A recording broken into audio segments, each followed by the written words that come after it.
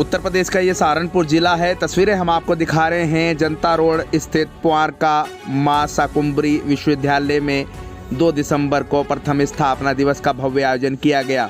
मुख्य अतिथि के रूप में पहुंचे उच्च शिक्षा प्रमुख सुधीर एम बोबड़े, भाजपा राष्ट्रीय संगठन मंत्री शिव प्रकाश, मां शाकुंभरी देवी सिद्धपीठ के पीठाधीश्वर स्वामी सहजानंद जी महाराज, योगाचार्य पद्म श्री भारत भूषण ने संयुक्त रूप से मां शाकुंभरी देवी एवं सरस्वती देवी के सम्मुख दीप प्रज्वलन कर उनके चित्र पर पुष्पार्पण किया, जिसके तत्पश्चात सहारनपुर मुन्नालाल कॉलेज की छात्राओं द्वारा मां सरस्वती गीत की वंदना की गई। वहीं सरसावा इलमचंद कॉलेज द्वारा मां भगवती नवदुर्गा की प्रस्तुति की गई, जिसमें सभी को मंत्रमुग्ध कर दिया।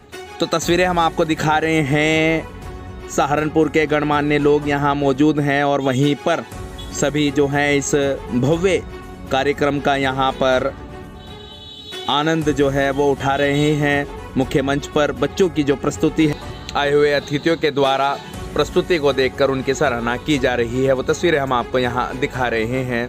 और कार्यक्रम में कई गणमान्य अतिथियों का स्वागत किया जा रहा है, वो तस्वीर विश्वविद्यालय के पदाधिकारी हैं, उनके द्वारा यहाँ पर बैज लगाकर और पटका डालकर उनको सम्मानित किया जा रहा है। डॉक्टर विपिन गिरी के द्वारा यहाँ पर बैज लगाकर जो है आए हुए गणमान्य अतिथियों का स्वागत किया जा रहा है, वो तस्वीरें हम आपको दिखा रहे हैं।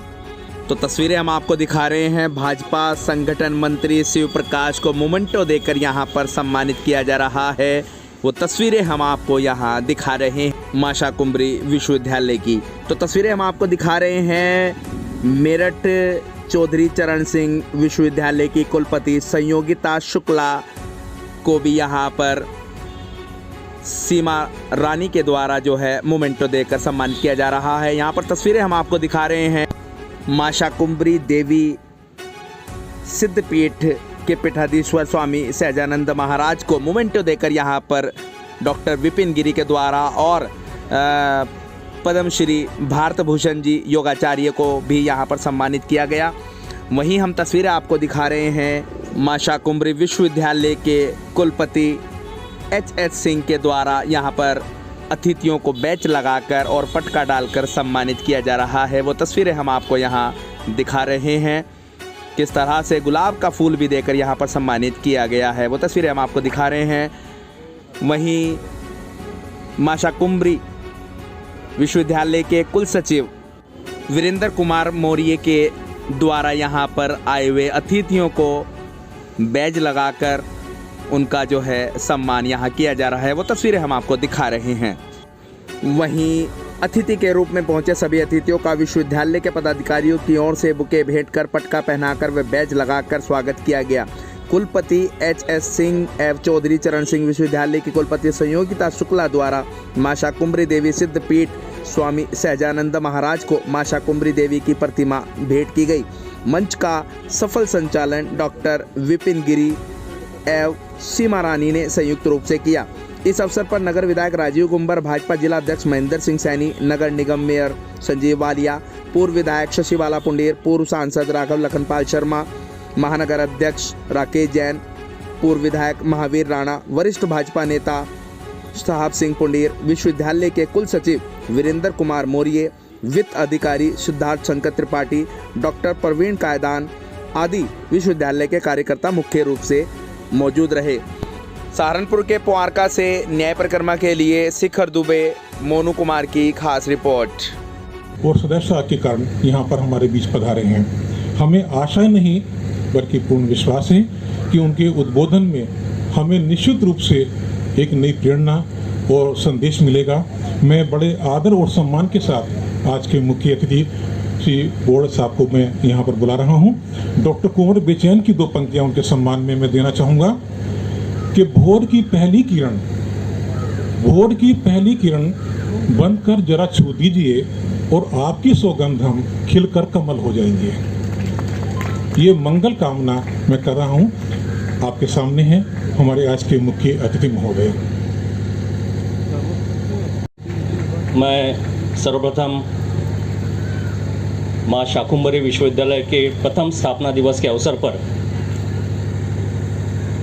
आयोजित इस कार्यक्रम के सभी महानुभावों को शासन की ओर से, मेरे व्यक्तिगत ओर से आपको बहुत बहुत बहुत बधाई देता हूं कि आपने एक वर्ष का कार्यकाल बहुत अच्छे सृजनात्मक और सकारात्मक दृष्टिकोण से आपने संचालित किया है।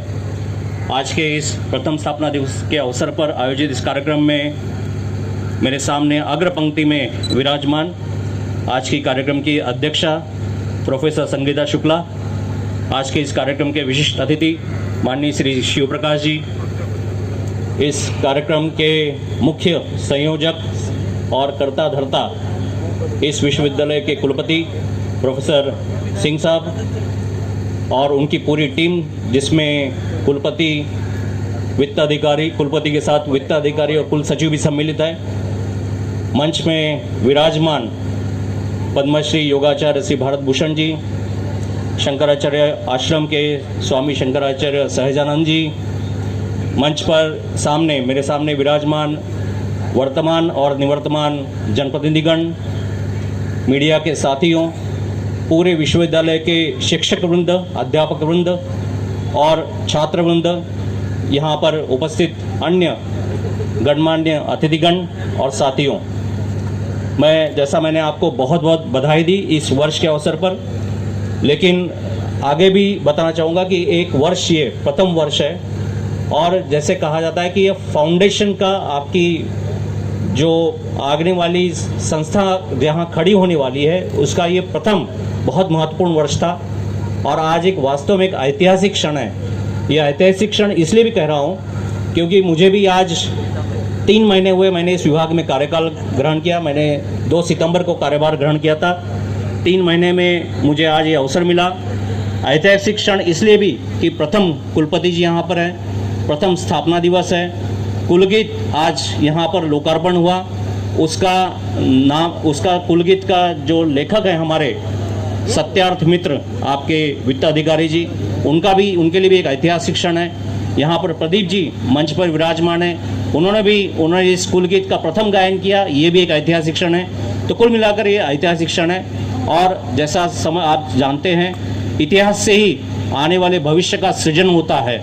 और इस अवसर पर मैं 2-4 चीज़ें बताना चाहूँगा कि क्या ये विश्वविद्यालय क्यों स्थापित हुआ है, उसके क्या उद्देश्य है, पूरे जो हमारा आज का सामाजिक आर्थिक माहौल है उसमें इस विश्वविद्यालय से क्या अपेक्षाएं है, इस पर हमारे शासन की, चाहे भारत सरकार हो चाहे उत्तर प्रदेश सरकार हो, इनकी क्या नीति निर्धारण है, क्या परिकल्पना है, क्या विजन है, इसके बारे में मैं यहाँ के विशेष रूप से हमारे छात्र, यहाँ के शिक्षक और इस क्षेत्र के जनप्रतिनिधिगण हैं और यहाँ की जो सामान्य जनता है, जिनके बच्चे यहाँ पढ़ने आते हैं या जिनके बच्चे यहाँ पढ़ने आएंगे कल, उनके लिए मैं बताना चाहूँगा कि क्या हम कर रहे हैं और क्या अपेक्षाएं हैं।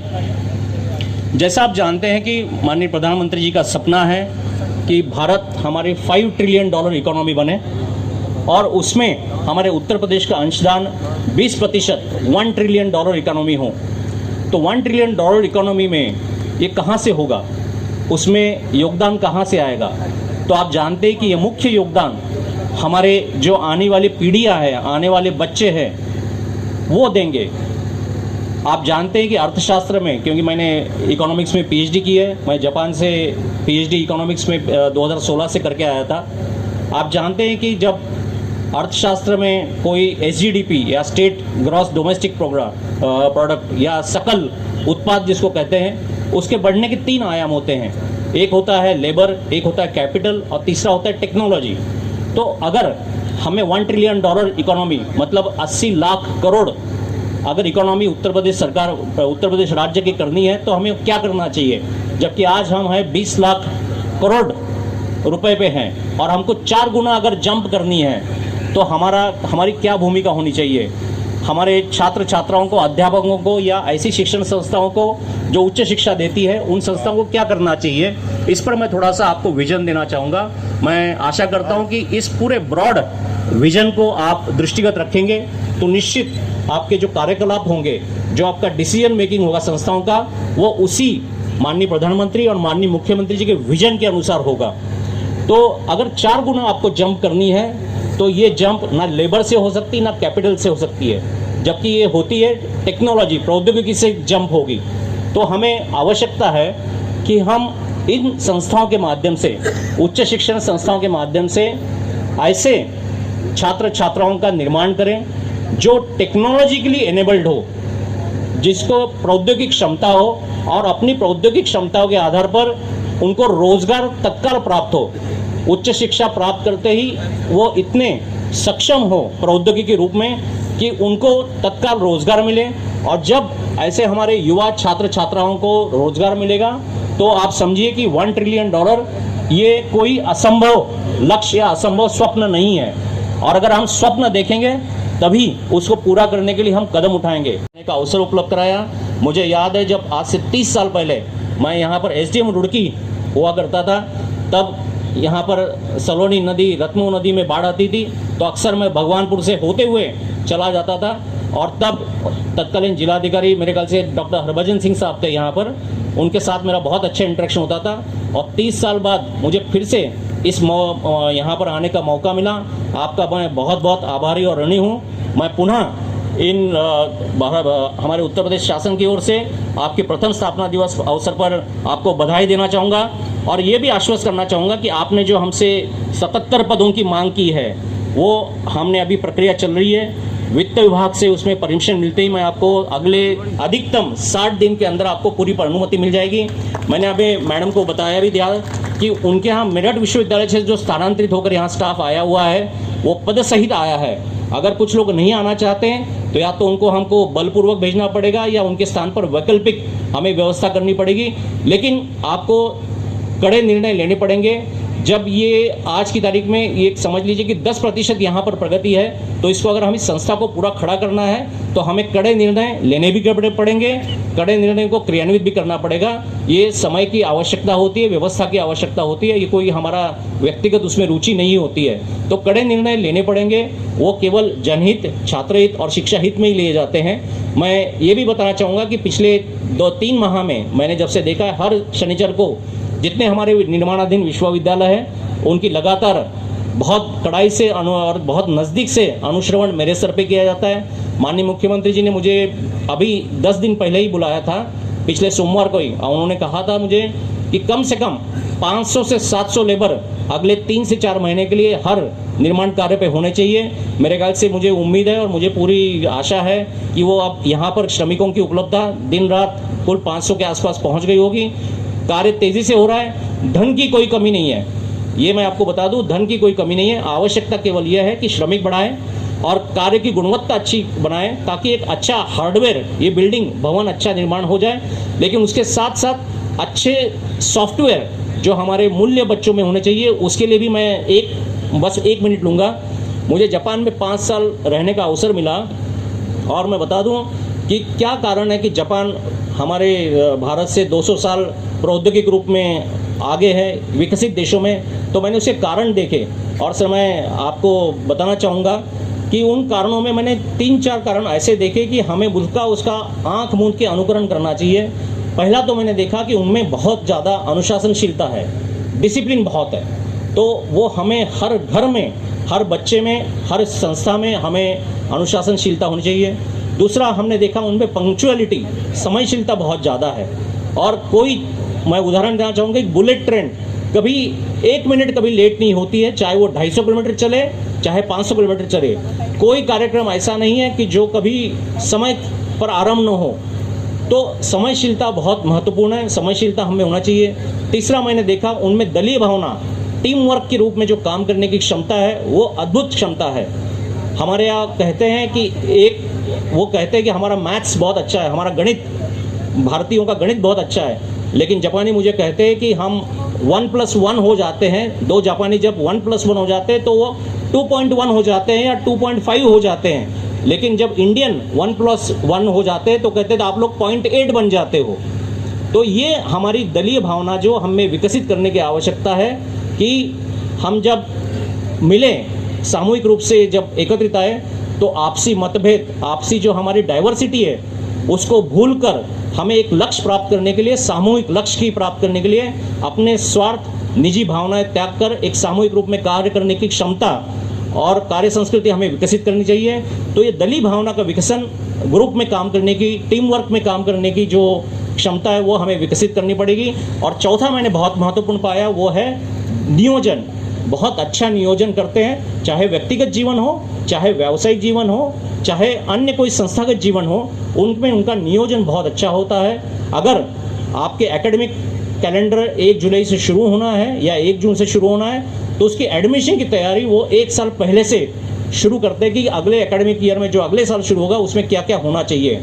अगर 25 दिसंबर का क्रिसमस का कार्यक्रम है 2023 का या 2022 का, तो 2021 में उसका कार्य शुरू करेंगे कि अगले 25 दिसंबर में हमें क्या कार्यक्रम करना है। तो कुल मिलाकर बहुत दूरदर्शितापूर्ण रूप से दीर्घकालीन नियोजन, समयशीलता, अनुशासनशीलता और टीम वर्क के रूप में काम करना, ये भी अगर हम अपने छात्रों में, अपने निजी जीवन में और अपने व्यावसायिक जीवन में मेरे ख्याल से आत्मसात करें तो मैं समझता हूँ कि निश्चित रूप से हम बहुत तेज़ी से गति प्राप्त कर सकते हैं, बहुत तेज़ी से विकास प्राप्त कर सकते हैं। मैं पुनः एक बार शासन की ओर से आप सभी को इस प्रथम स्थापना दिवस अवसर पर बहुत बहुत बधाई देता हूँ और अपनी वाणी को विराम देता हूँ। धन्यवाद। जय हिंद, जय भारत।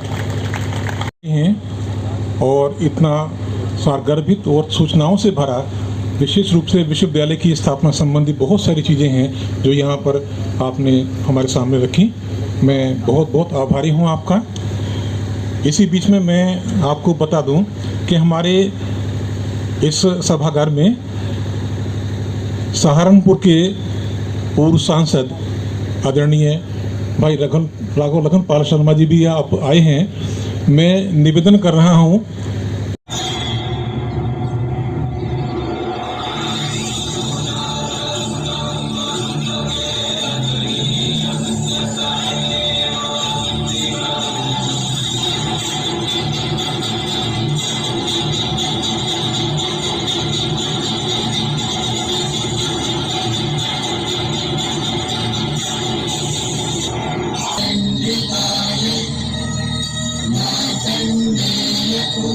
Thank you.